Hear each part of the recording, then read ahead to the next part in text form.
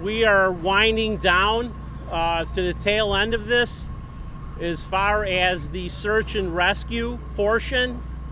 We are very confident that we have covered all the areas that needed special attention, being the heavy piles. At this time, we have removed our tech rescue team out of Rockford, and we have canines on the scene working the rest of the piles.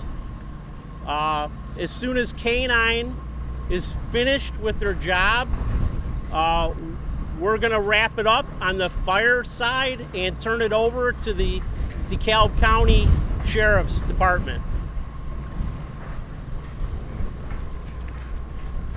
Sheriff Roger Scott, DeKalb County Sheriff.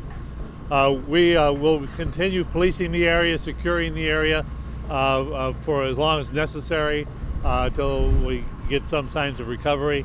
Route 72 will continue to be closed due to the power work that needed to be done by Commonwealth Edison.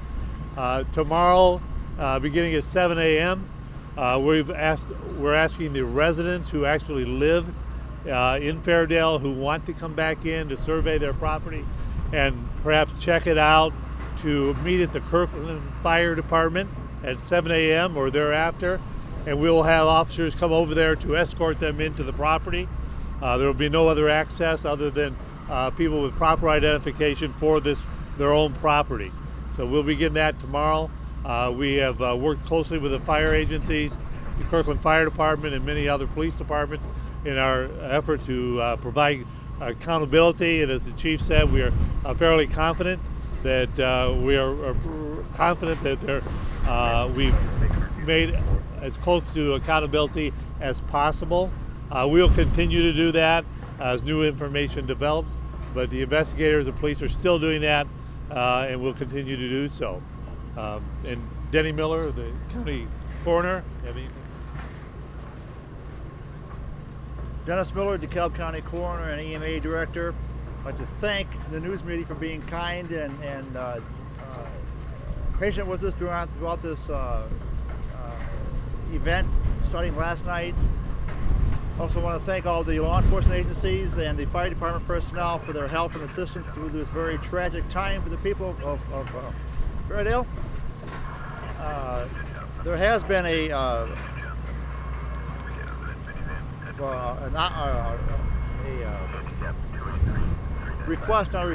an offer for free transportation for any resident of Fairdale by TransVac.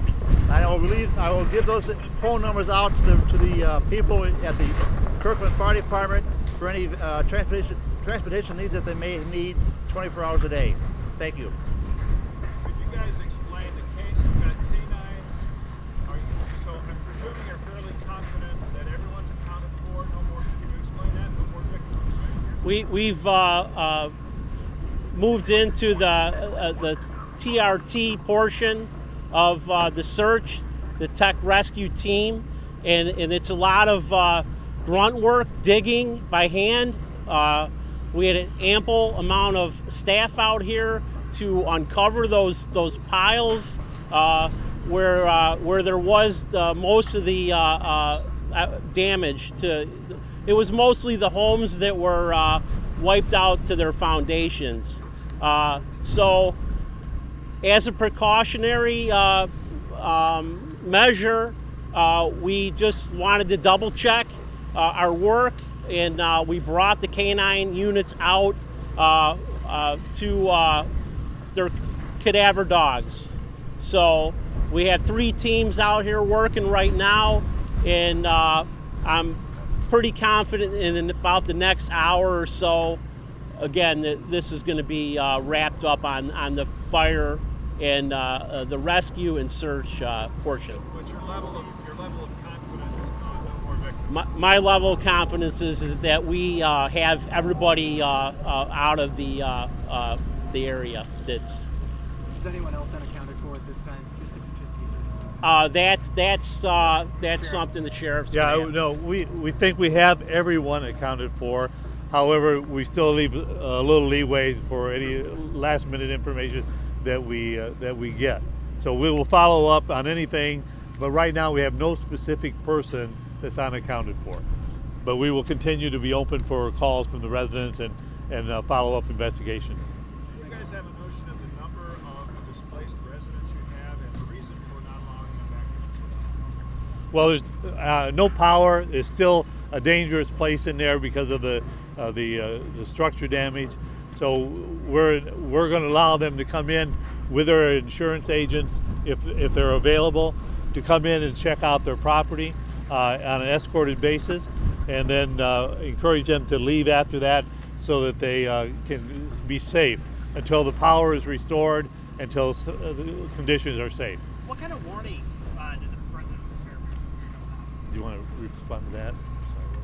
So what was the What question? kind of warning did people have in the area yesterday in terms of? Well, we were dispatched by the county at about 6 o'clock, and we actually were warned a second time of tornado. So we had ample amount of warning as far as the media, cell phones,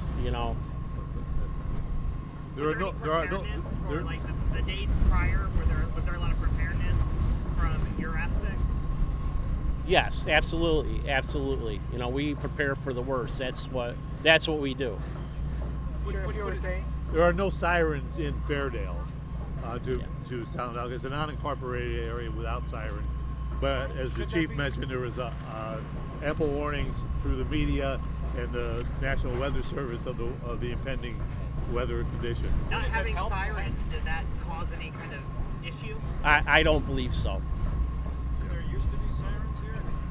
No. Are there just never sirens in unincorporated areas? Is that standard? I can't answer that. Municipalities are not regulated at this time to have them. So Could it have helped? I mean, could it have saved lives?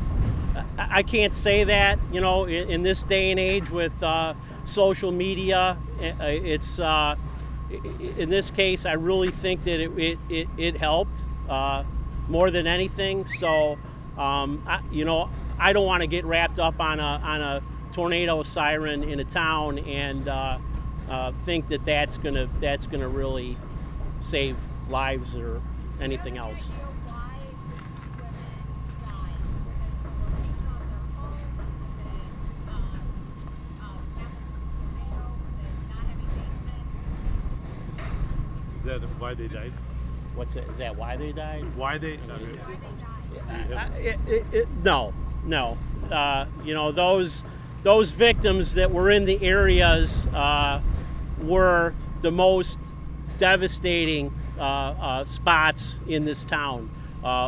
There was 17 homes that were leveled, and debris piles that were are just unbelievable up there. In terms of the number of injuries, just for Fairdale, is it still around 11 or is it higher? Yeah, it's still around 11. We haven't transported anybody since last night. I did find out that we do have one critical that is doing well right now. As could be expected. Chief, Can you tell me, are those two women, were they in the homes that were leveled? They were in the homes. now the victim that's critical, is that person related to one of the victims, to one of the fatalities? That I'm not aware of that. Hey, Chief, was the one, the Schultz, was she in the basement and the other victim was closer? Was she in the shower? I think the coroner had said earlier that she was attempting to ride out the storm or something. Where were they in their home? Location. The second victim was located in her shower, which is routine for her. She apparently has no basement, so she told her sister, as a matter of fact, last evening that she was going to the shower to take cover. The first victim, we're not sure where she was at. She was removed from her house and placed on the outside of the house by family members or friends. They're right next door to each other. Correct, the neighbors. Did a lot of these homes have basements? That I don't. Yes, the majority of these homes did have basements, and our initial response, the first due in, we had several immediate rescues from people in their basements. We plan no more press conferences today. We will, between the coroner's office and the fire department, we will share press releases through the sheriff's office. And we have a Facebook page, DeKalb County, Illinois Sheriff's Office. And so we'll try to disperse that information as it comes in, if there's any updates. Thank you. Thank you.